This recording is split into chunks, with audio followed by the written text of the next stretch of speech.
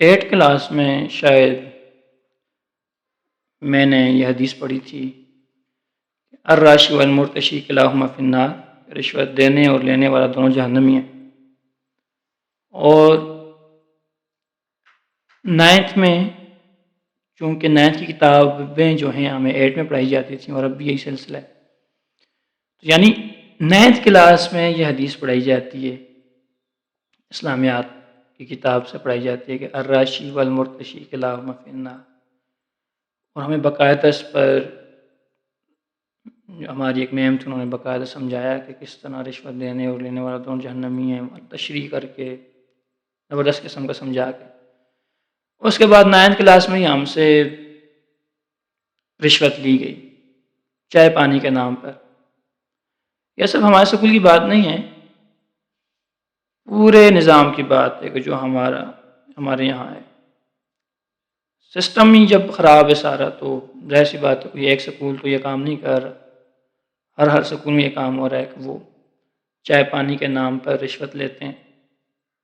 یعنی تعلیم میں بھی رشوت کے روش پہ چلنے کے بغیر ہم آگے نہیں جا سکتے۔ یعنی تعلیم بھی پاک نہیں رہی کہ اس سلسلے میں بھی اب ہمیں کیا کرنا پڑتا ہے کہ رشوت دینی پڑتی ہے، وگرنہ ہمارے اچھے نمبر نہیں آتے۔ تو یہ تو اسی طرح ہوا کہ ہمیں پہلے حدیث پڑھائی گئی اور اس کے بعد رشوت لی گئی۔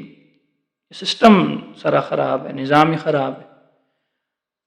اسی طرح ہے کہ جیسے بندے کو بتایا جائے کہ آپ کے راستے میں آگے کھائیے، اور پھر کہا جائے کہ آپ آنکھیں بند کر کسی راستے پہ جاتے جائیں، ظاہر سی بات نتیجہ کیا نکلے گا؟ تو ہمارے یہاں باتیں تو سمجھائی جاتی ہیں کہ یہ نہ کیا جائے، اس پہ یہ اتنا گناہ ہے، یہ اس سے معاشرہ تباہ ہوتا ہے، یہ ہو جائے گا، وہ ہو جائے گا۔ سمجھانے والی بہت ہیں، سننے والی بہت ہیں، لیکن عمل کون کرے گا؟ اور کوئی بھی خوشی سے رشوت وہاں نہیں دیتا، لیکن اس کے بغیر وہ سسٹم اس قسم کا بنایا ہوا ہے کہ آگے نظام نہیں چلتا، نام چائے پانی رکھا ہوا ہے، اور کس کو نہیں پتا کہ یہ رشوت ہے۔ اسی طرح ہر اس میں ادارے میں، ہر ڈپارٹمنٹ میں یہی کام چلتا ہے، رشوت کے بغیر یہ کام نہیں چلتا۔ ہمارے یہاں ایک ٹیچر تھے، فوت ہو گئے، اللہ بخشے انہیں، تو وہ اپنی ریٹائرمنٹ کے بعد کوئی کاغذات وغیرہ لے کر کلرک بابو ہمارے یہاں اسے کہا جاتا ہے، اس کے پاس جاتے تھے، تو وہ کہتے تھے کہ آپ کے کاغذات پورے نہیں ہیں، تو وہ فلاں کاغذ آپ لے آئیں تو تب آپ کے کاغذ، آپ کی فائلز آگے جائیں گی۔ تو پھر جاتے تھے وہ کاغذ لے کر، وہ کہتے تھے کہ میرا کام ہو گیا، تو وہ کہتے تھے نہیں، آپ کا فلاں کاغذ رہتا ہے، وہ آئیں تو پھر آپ کی فائل آگے جائے گی۔ ایسے ہی کرتے کرتے انہیں عرصہ بیت گیا، تو پھر انہیں کسی نے کہا کہ دراصل کلرک یہ چاہتا ہے کہ آپ اسے رشوت دیں۔ تو آخر کار انہوں نے تنگ آ کر کیا کر دیا کہ رشوت دے دی، پیسے دے دیے کہ میری فائل آگے بھیج دی جائے۔ اس کلرک نے کہا کہ میں اسی فائل کا تمہیں کہہ رہا تھا، اسی کاغذ کا تمہیں کہہ رہا تھا کہ یہ والے کاغذ مجھے چاہیے تھے، آپ میری بات سمجھ نہیں رہے تھے۔ تو یعنی ہر